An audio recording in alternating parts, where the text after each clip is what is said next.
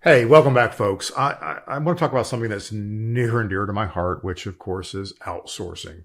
Outsourcing is the key to scalability. This is the major lesson that we learned from the pandemic, how to better manage our businesses, and outsourcing is the key.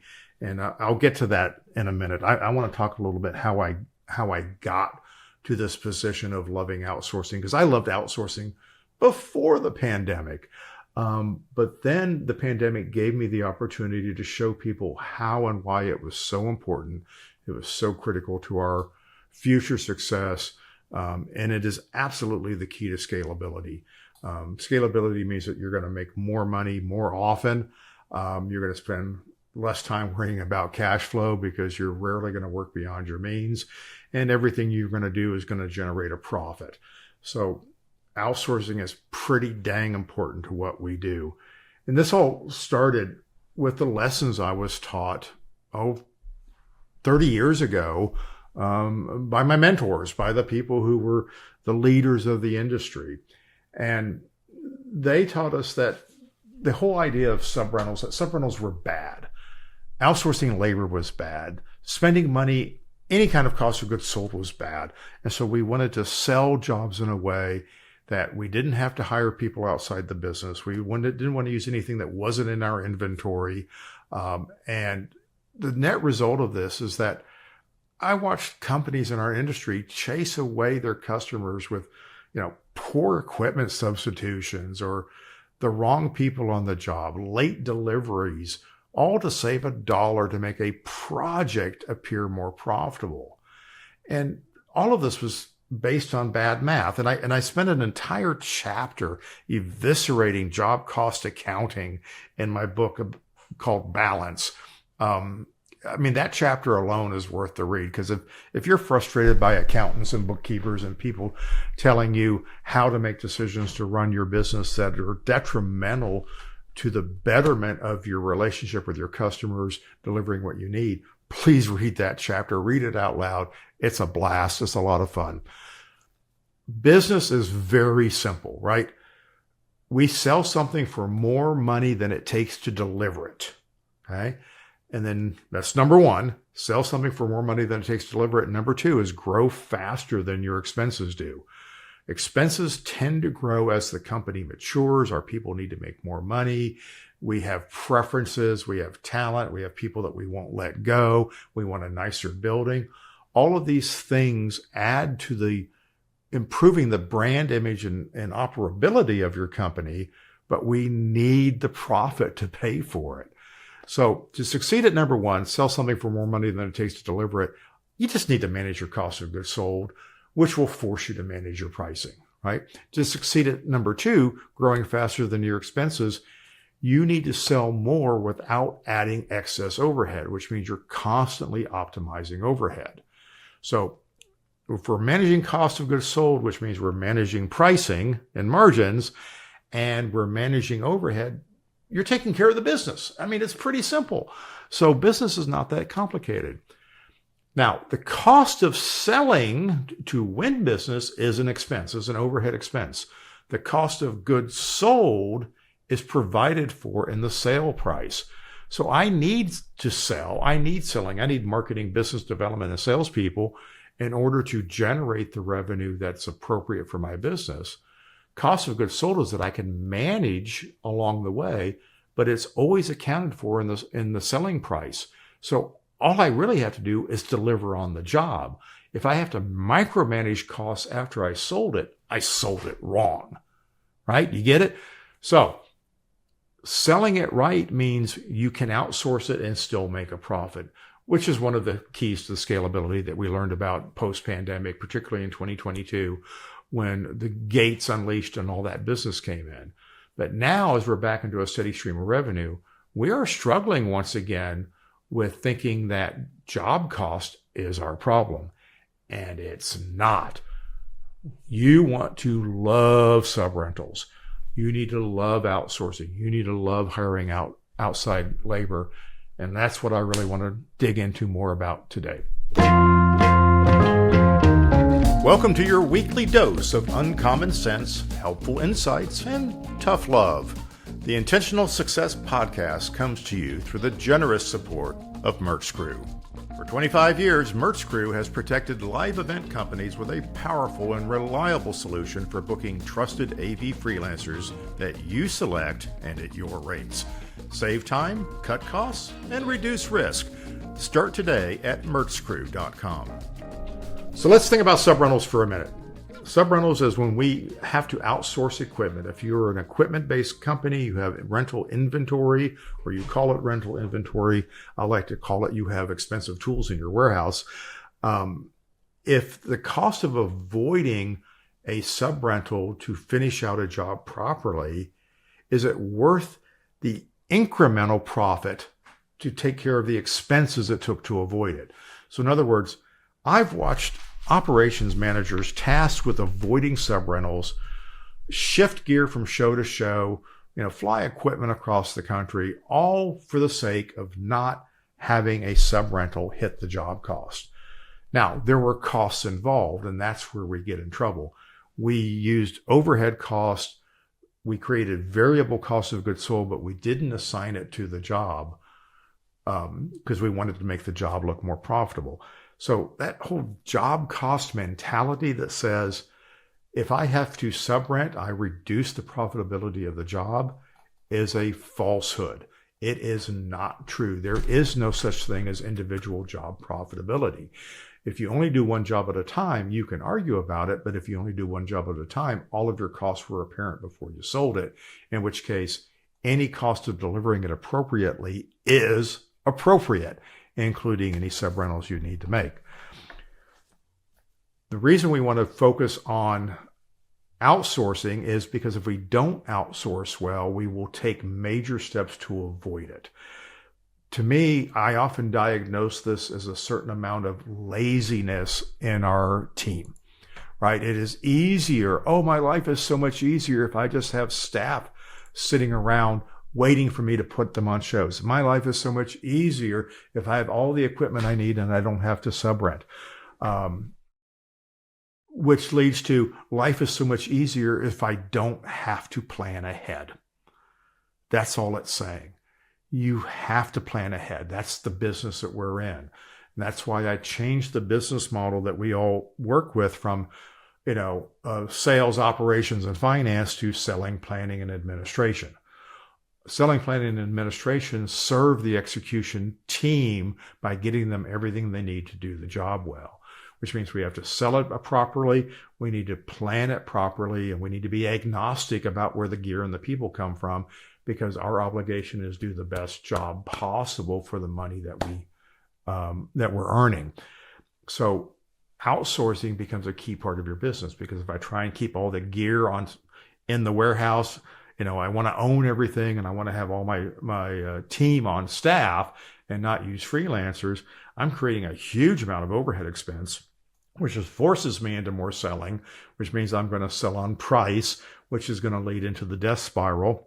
And as soon as I sell on price, I've compromised the job cost model by increasing the costs on the job, reducing the gross profit of every job, all because we were too lazy to optimize what's the most important thing in our business is outsourcing. It is your number one job. Your number one job is outsourcing. Now, I probably have another podcast that says your number one job is hiring, your number one job is finance. But you know what? They're all true. If you can't outsource, you're in the wrong business. And a single person company can outsource millions of dollars worth of business successfully and make a profit and win and retain customers.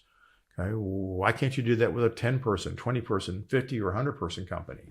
So you should be scalable in such a way that the better you are at outsourcing, the more business you can serve and deliver consistent results.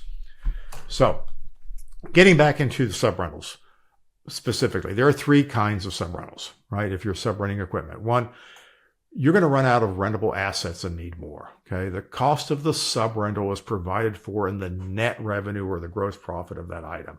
It's already built into your pricing. If your pricing doesn't take into account the fact that you're going to need to subrent that particular thing from time to time, your pricing is incorrect, because pricing should always be based on cost. and your cost is replacement cost if you have to subrent that item. So that's one kind of subrental. You run out of stuff. That's a good problem to have. Celebrate that. It doesn't mean you need to buy more. This is a one-time thing. It may happen 4 times a year, but if you have to subrent a large screen 4 times a year, that's probably not justification for buying it. There is math involved. Okay. You've provided for the cost of that subrental. Could you make more money if you owned it? Sure, you could. Is that the right thing to buy? That's the better question. The next kind of subrental of the 3 is you've sold something that you don't own yet or probably don't intend to own. Okay. The cost of the subrental is provided for, again, in the gross profit of the item. You need an LED wall that is not practical for you to own. You source it. You find out what that cost is. You add some margin to it. It's covered, right? This is not a bad subrental. This is avoiding a permanent expense in inventory that you may or may not get the right ROI on in the future. So again, this is a math problem. Outsourcing is not a bad thing. How you invest your money needs data, and outsourcing provides you that data. And the third kind of subrental is you've made a mistake. You made a planning mistake. You thought this truck would be back in time. Somebody didn't look at the schedule. The load-in time changed on this, whatever it might be. Somehow your rentable assets are out of position, forcing an otherwise unnecessary subrental, which weighed against the cost of, shipping or working overtime. You make the best financial decision you can. A subrental in this case is an opportunity cost. It's a balance between scarcity and choice. You're going to solve the problem. Sometimes the best solution is outsourcing, doing that subrental on it. But a planning mistake is preventable, right? So if you struggle with the idea of subrenting, you think it's bad for your business, you don't have an operations problem, you have a margin problem, right? You're selling below your ideal profit level, or you're measuring profitability of a job more closely than the profitability of the company. So the possible solution that you might have is to lower your overhead and sell even more and make it up on volume. Or the more sustainable solution is to fix your pricing. And if that means you need to elevate your value proposition, you need to amp up your marketing, you need to retrain your sales team, so be it. Okay. That will probably increase your expenses, but it is still not an operations problem. So now that third type of subrental is a totally operations problem and is easily solved. Step 1, determine how often the situation really happens, because it may not happen that often. Emotionally, owners will tell me that it happens all the time. And when I ask them to document it, it's just not that often. And it is always based on an individual job cost, not the overall profitability of the business. So the occurrences tend to be a lot less when we quantify it, and even fewer are the result of real-time mistakes in planning. It's circumstances often that are out of our control. So now let's get into this whole idea of undoing this job cost mentality. So the number one outsourcing. So outsourcing is your number one job, right? We want to make sure that we're really, really good at that, because you're always going to have to do it. In fact, we can outsource for profitability by doing preemptive outsourcing, right? If we know that we're going to be busy, we can create capacity by outsourcing far enough in advance that I now have resources to sell again. So outsourcing needs to be a very high priority, which means you have to be good at planning, which means you need people dedicated to that process, even if it happens to be you, right? We need to add resources to make outsourcing easier. The big reason we don't outsource is because we don't have a way of processing it. The gear we subrent doesn't fit into our systems or our kits. There's a better way to set up your systems and kits.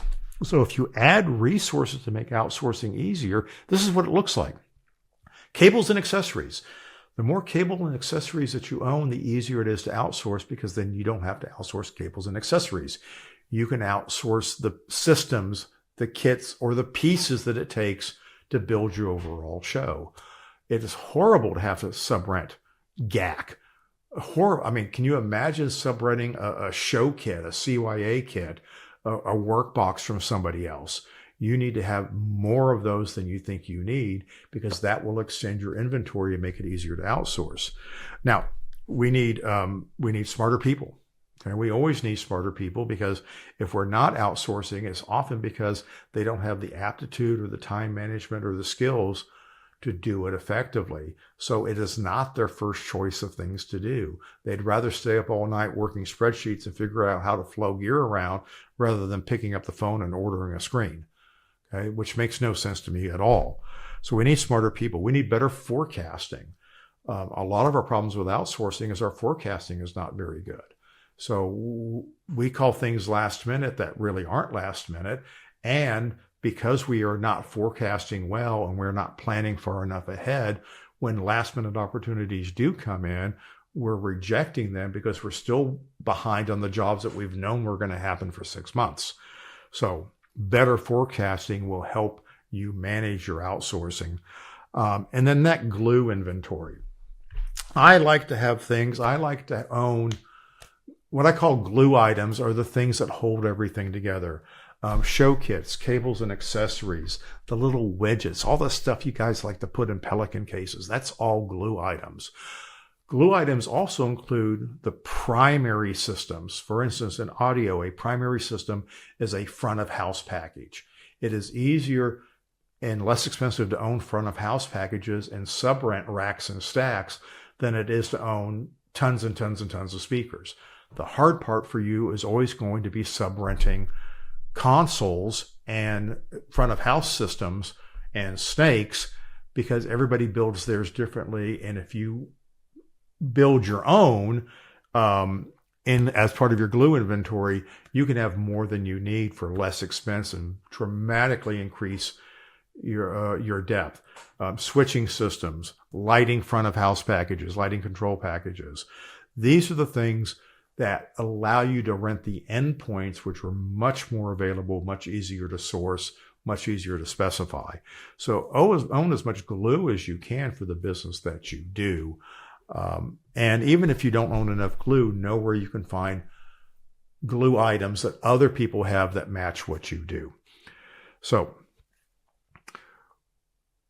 that's all to say that job cost mentality is a really misguided approach. It's a misguided effort to optimize profitability of an individual job at the expense of overall profit. And when you start focusing on outsourcing, you realize that you're improving the profitability of all jobs. Even if you put all the subrentals onto one job, that job is contributing to the overall profitability of the other jobs. So job cost gets in the way of everything. Outsourcing is a gift. It is an opportunity. It's a skill set you don't want to neglect. You need to be good at it. You need to do it often. Don't be afraid of it, because when you outsource, you are creating capacity, because there's always a little capacity left after you've outsourced. And now you can sell that capacity again, which will, surprise, create more outsourcing opportunities. So if you're avoiding outsourcing, you are the problem. If you're embracing outsourcing, you have the ability to build a scalable business that can be profitable at any revenue level. That's what we're looking for. That's the Holy Grail. I love outsourcing. Learn to love it with me. Once again, thanks for listening. Keep trying new things. It will get better, I promise. If this episode of the Intentional Success Podcast has made an impact on your day, then please leave a review and don't forget to like and subscribe. This podcast has been brought to you by the helpful folks at Merch Crew.